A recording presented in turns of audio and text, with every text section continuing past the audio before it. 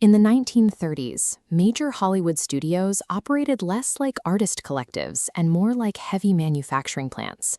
They churned out motion pictures on rigid assembly line schedules, prioritizing efficiency and homogenization above all else. To guarantee they had exactly what they needed, studio directors relied on coverage. They would shoot a single scene from multiple redundant angles, capturing master shots, wide shots, and endless close-ups, often exposing 10 times more film than would ever make it to the screen. All that extra footage served as a safety net, but it came with a steep cost for the director. By providing so many options, the final narrative decisions were stripped from the set and handed directly to studio executives and producers in the editing room, a group often derisively called the committee. Director John Ford despised this committee, and he had an active disdain for pages of expositional dialogue. To survive in this factory environment without losing his creative autonomy, he had to neutralize the studio's control mechanisms. This chart compares standard Hollywood film consumption to Ford's. While his peers operated on that 10-to-1 safety net, Ford consistently maintained a ruthlessly strict 4-to-1 ratio. He employed a technique known as editing in the camera. He only staged and shot the exact fragments of a scene he had pre-visualized, giving the editing department only one possible mathematical way to assemble the final sequence. By eliminating the excess coverage, Ford locked the committee out of the creative process. But removing that safety net meant he had to be absolutely perfect on set. He was forced to communicate narrative weight, emotional tension, and character dynamics directly into the physical geometry of a single, static frame. Ford's first rule of visual grammar relies on absolute operational economy.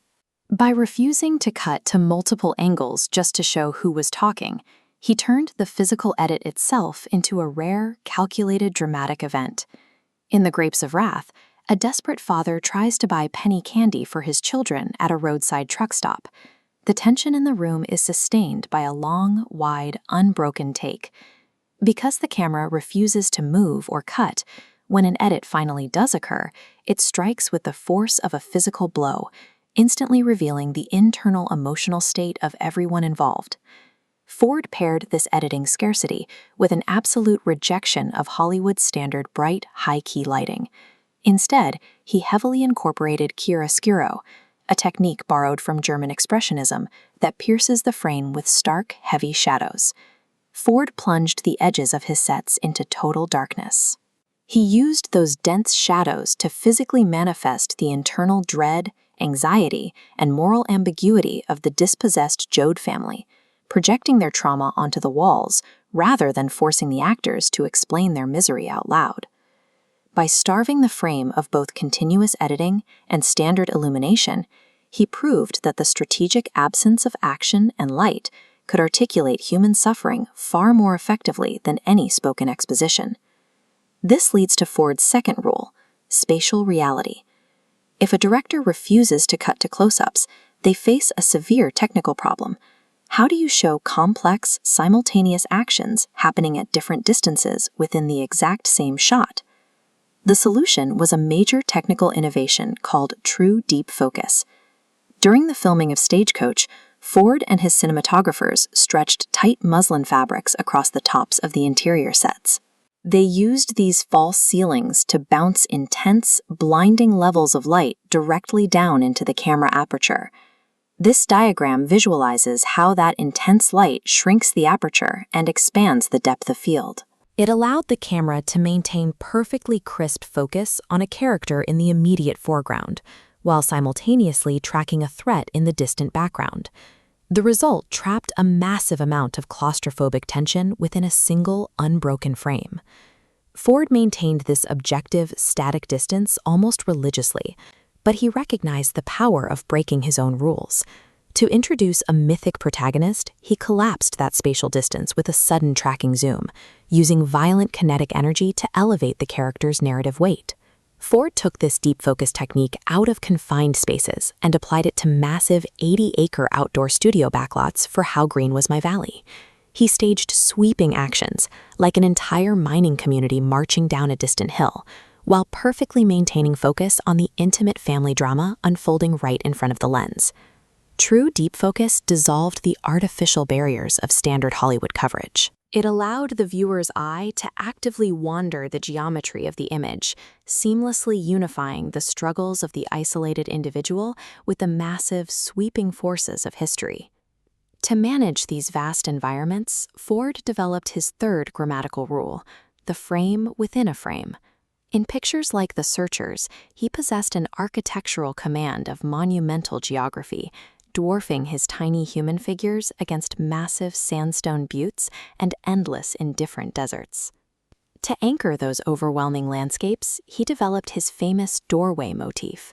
He would place the heavy camera deep inside a pitch-black domestic interior, shooting directly outward through the threshold into a blindingly bright, sunlit exterior. This high-contrast staging was a rigid structural boundary. Ford transformed physical architecture, doors, windows, and porches, into profound psychological barriers. By simply placing a character inside or outside of that frame, he definitively mapped the moral stakes of the entire American frontier without writing a single line of exposition.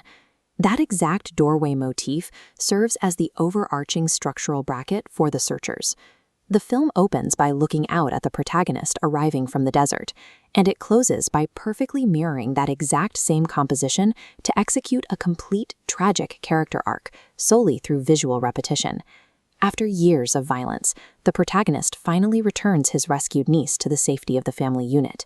But because of the brutality required to survive his quest, he is completely incompatible with the civilization he fought to protect. He stands on the porch, permanently isolated, physically trapped outside in the dust. He turns and walks away into the desert. The heavy wooden door swings completely shut, plunging the screen into absolute, permanent blackness, finalizing his isolation. This precision laid the pedagogical foundation for global cinema. Before directing Citizen Kane, Orson Welles famously screened Ford's Stagecoach roughly 40 times, obsessively dissecting its structural mechanics to learn the grammar of the moving image. Decades later, Ford delivered a similarly uncompromising lesson to a teenage Steven Spielberg. Ford instructed him that the horizon line must mathematically be placed at either the top or the bottom of the frame, but it must never, ever sit in the dead center. The intuitive language of modern cinema, where focus implies unity, shadows dictate psychology, and framing signifies belonging, does not exist by accident. It is the direct architectural legacy of a director who went to war against the Hollywood assembly line and forged a new way to see the world.